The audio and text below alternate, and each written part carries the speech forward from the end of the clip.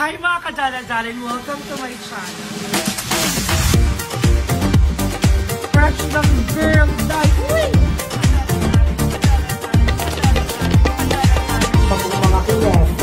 Mga kineto.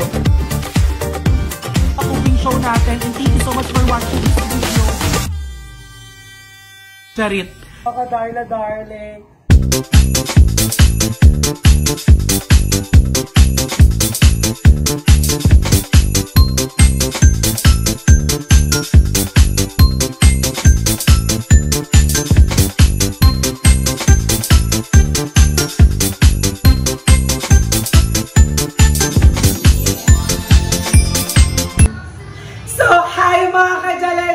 Welcome to my Vlogmas number 4! So, Merry Christmas everyone! I'm so happy dahil Vlogmas number 4 na tayo at napaninindigan talaga natin mag-everyday upload hanggang 25! Kaloka!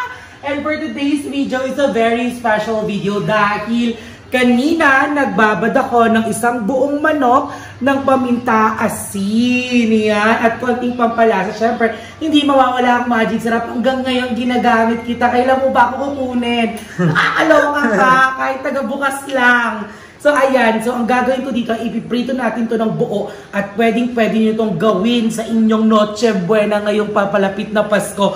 Dahil perfect to. Kasi pag pinirito mo to ng buo, parang ang magiging itsura nito ay parang chicken siya ng Max's Restaurant, diba? So, ayun ako pa to binabad, mga 12 siguro. So, ngayon, bumili na rin ako ng mantika, ayan. Tapos eto na ang kawali, naka-ready na lahat. And I'm very, very excited na isama kayo sa journey ko ng pagpiprito ng buong manok na ito. Kasama syempre ang ating nag-iisang Miss Catherine Bernardo. Yan, nasa likod ng camera. Thank you so much. At iyan, dahil deserve niya ang fried chicken na buong manok ito dahil magkatapos ng barangay. Yes. Nakaka-dream yun. Nakaka-dream yun, kaya naisip namin na magluto ng isang buong manok para ito ay mumukbangin namin pagkatapos ng maluto. So tara, samahan nyo ako sa magpiprito ng isang buong manok na to at magpainit na tayo ng kawali.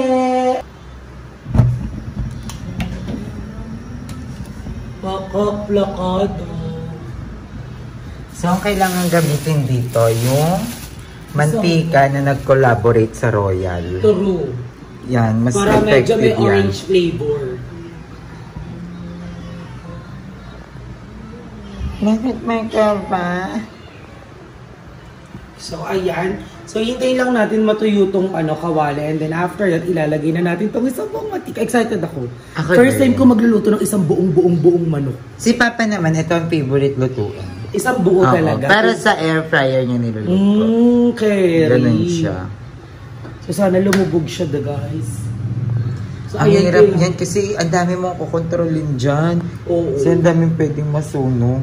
Kaya kailangan babantayan talaga natin siya ng maigi para maging pantay. Alam mo sa ibang bansa, pag nagluluto sila, para silang merong thermometer na tinutusok sa chicken para malaman kung luto na ba yung pinakaloob nung Kahit yung sa turkey, may ganun sila.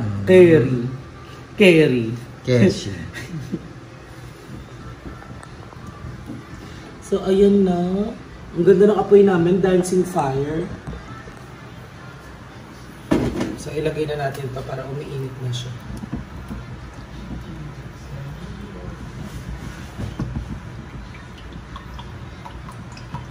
Lahat yan na? Para naka-deep fry siya.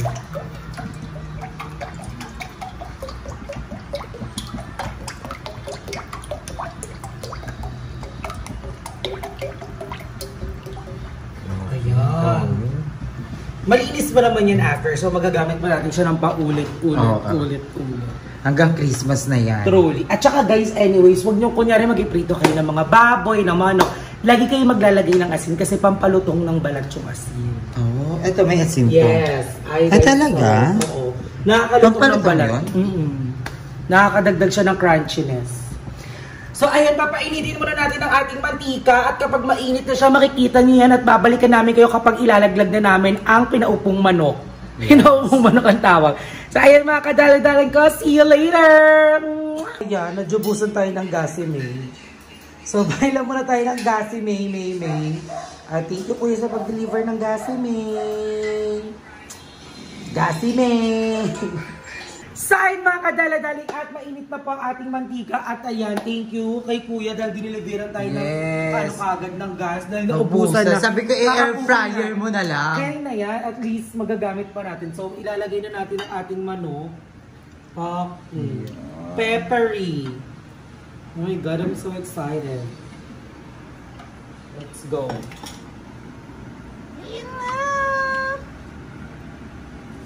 Ay, hindi ko mainit. Init na siya.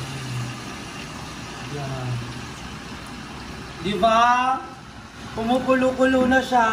At least na deep fry siya Yes. kahit paano. At babalik na rin na lang natin yan kagad. So, babantayan natin siya para hindi masunog agad yung balat niya. Ay, mahina lang apoy mo. Yes, low heat lang guys. Always.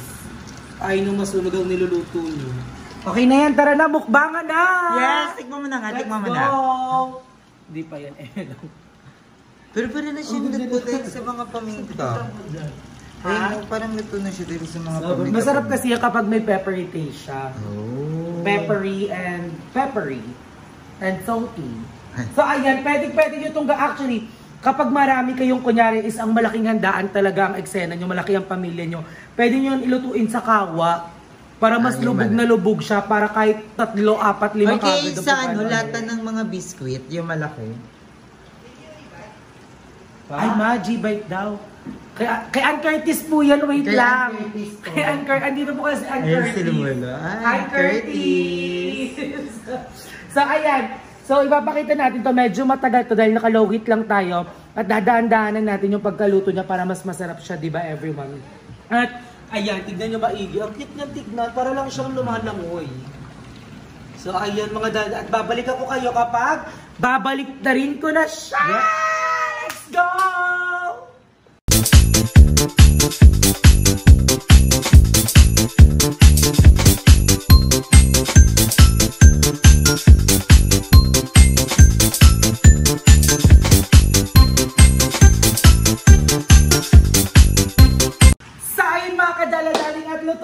Ating manok and ready to eat na tayo. So, ahamon ko na siya. Oh my God, I'm so very, very, very excited. So, ayun na. So, talagang deep fried siya. Opa, loko. Oh, loko. So, ayan, luto na siya. So, naka-slow heat yan, kaya lutong-luto talaga hanggang loob.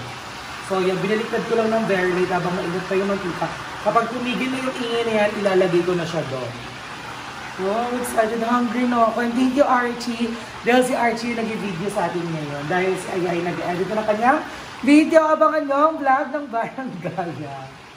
So, ayan. Oh my God, I'm excited. I'm hungry. So, let's go. So, look! Kala ko titigil. Okay na yan. Tigil na yan. Pagkaluin lang natin siya ng very light.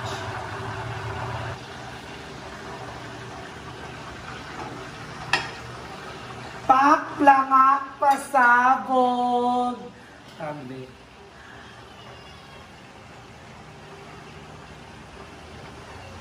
So, ayan, luto ng ating chicken. So, let's eat na, girls! Let's go!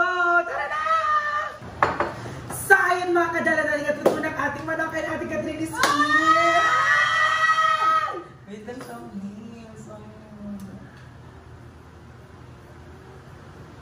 So, ayan, kainan na! Let's go! Hey guys, pakinggan nyo. Malutong. Diba? Parang Max Chicken nga. Oo. Pasabog ka. Alam mo, namimiss ko si Papa pag ganito yung eksena.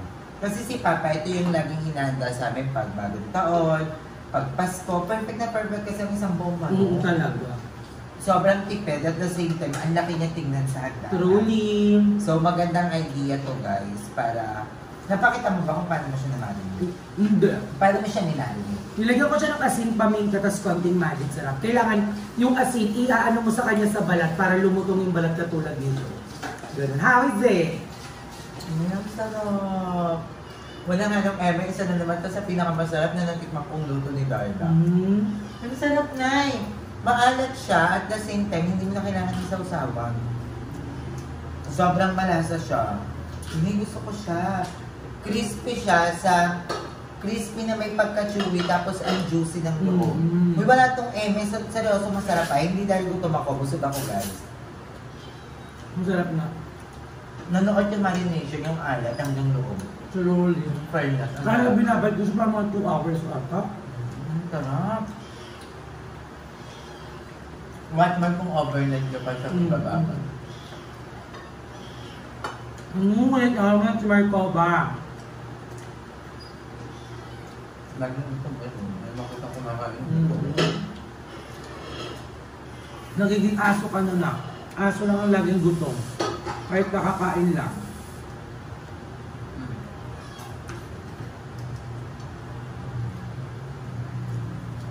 Sarap. Hindi natin ito.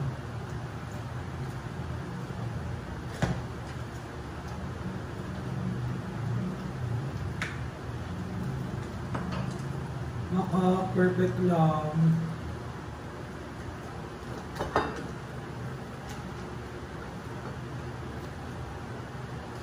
Diba? Siya. Tara. Sayang mo muna nalaglag. Ano gusto? Ito, pakpak. Backpack. Ako na lang. Favorite mo na ni Ate Ganda. Katubit ko na age.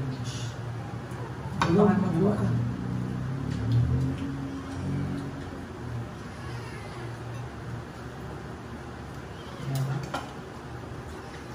Ika naman ya. Ako.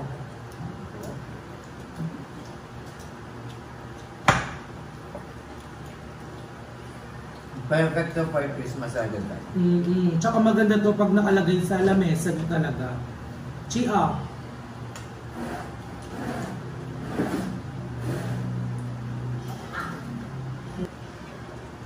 Paano siya ano? Pero ba?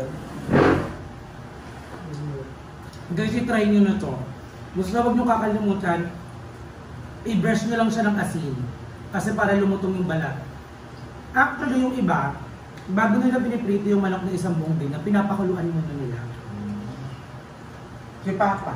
Pinapakuluan mo muna. Kasi lagi niya maraming tanglad sa loob. Perfect ni Papa gumawa nito. Tapos pa air fryer.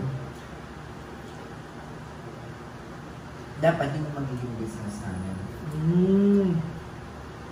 Gagawin kami ng bago nag-inform niya si Papa sa Bulacan ko. Ng live chicken para mas mura. Hindi. Ng itong manukan. Yung ano, Yung inikutan, oo. gano'n, yung isang set.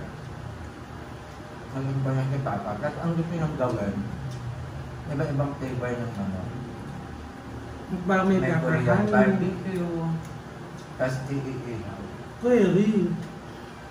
Ang mahal na rin yung isang buong set. Yun yung gusto ni Papa, yung planado na yun. Kasi automatic yun, di ba? Gumagalaw Parang ng pusa. na-plan namin yun, month pag mawala si Papa.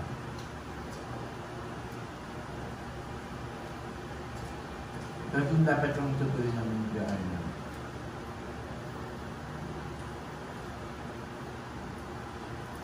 Kaya ito parang lang naman, magtatabaw siya sa ihawan dahil Ng manok. Itong manok. sa mga inasal. Siya yung taga-ihaw. Curry.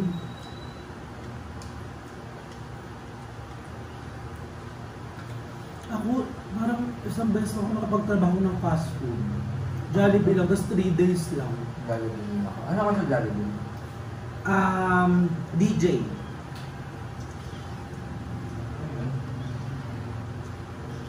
DJ nga ba? Hindi, ang DJ pala is dishwasher. Ano pala ako? Yung talagalagay ng Coke. Di ba may ganun, may DJ, dishwasher, kinembolar, tapos merong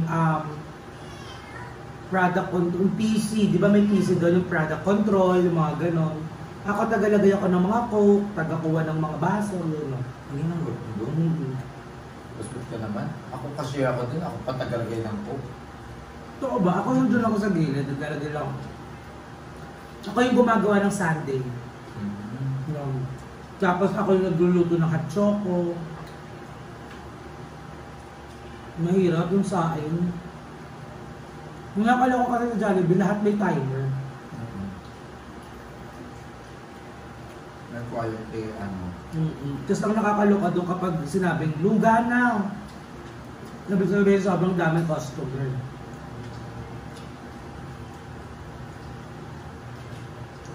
Ang mahirap dyan yung mga ano, yung nagka-quality control, yung sila yun. Yung nagluluto ng manok. Kasi sila yung nagpapalabas ng manok. Kaya like, oh, luto pa kayo, ma'am. Pag hindi naubos, paghahati-hatian namin yun. Mas bawal yung uwi. Doon lang. Tapos walang bulsa doon. Nakatahi dapat ang bulsa doon. So yung mga pagpag, naman yung dumalilis din eh. Kaya ano nagawa namin ko? Nala, sobrang daming kanin na tira. Inihiwalay namin siya ng plastic bag. Ng paglagay. Papamilagay namin sa basura na kaiwalay siya. Tapos may kukuha doon.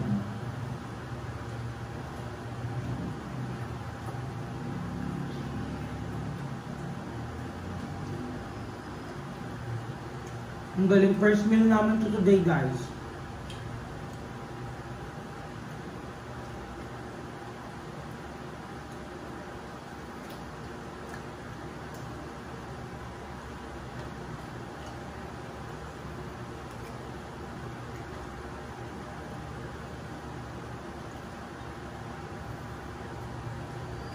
Talaga yung pagkain kaya kong ulam ng isang buwan. Inisip ko na, mag-aaway kaya tayo. Ilang ko malabo. Mag-aaway ba kami yung hindi taga kami magpapansinan? Kasi pares naman dahil na kasi ng ugali. Actually, parang pag nagagalit, saglit lang. Pero wag yung todo. Kasi pag ako, ugali ko na, kapag nawarya na ako, tapos binitawan na kita, wala nang balikan. Kaya ko siya. Talagang dead man ako sa'yo. Ako naman, kahit todo na yung nagawa, parang... Pero naalala ko pa din siya. Parang hindi mo natitiis. Nung unang bago ko makilala si Darla, inano niya sa akin nila, parang nag-video nga kayo ni Bermuda. Magkakaaway kami noon. Dahil ako kinakwento sa kanya, Jeff, kung pag ganit mo yung si Darla, parang ikaw talaga ay... Ay, kasi one time, nung nasa sa aircon, nasa susunod, bukas po ko. Ina mo Ayela, gano'n nila ako. Ang dami ka. Tapos yun, nagkasama kami ni Darla, oo nga, ang dami namin pagkakaparehas. Ang pagkakapara sa ugali. Sa kilos. Yun. So, sobrang biglaan yun. Kasi sobrang tagal naman nagkita ni James at ni Andrew yun eh. 2022, huli kita namin. Tapos nagkita lang kami bigla noong 2024 kasi nga, only wings. Yun lang. Sobrang hungry. Kakakain lang ng atay niya. Ito. Okay na. Say mga kadaladaling at tapos na po ang ating Vlogmas number 4! Pag-ilang food suggestion mo na to for this holiday? Pangalawa. Kasi ang una natin ay yung fried chicken with white sauce. Yan. And naman, buong fried chicken Truly. So ayan mga kadaladaling, another handa po para sa paparating na Pasko. Maraming salamat sa panonood ng vlog na to. And thank you so much for always supporting and supporting all the videos of all the bayots. I love you everyone! Merry Christmas! Merry Christmas!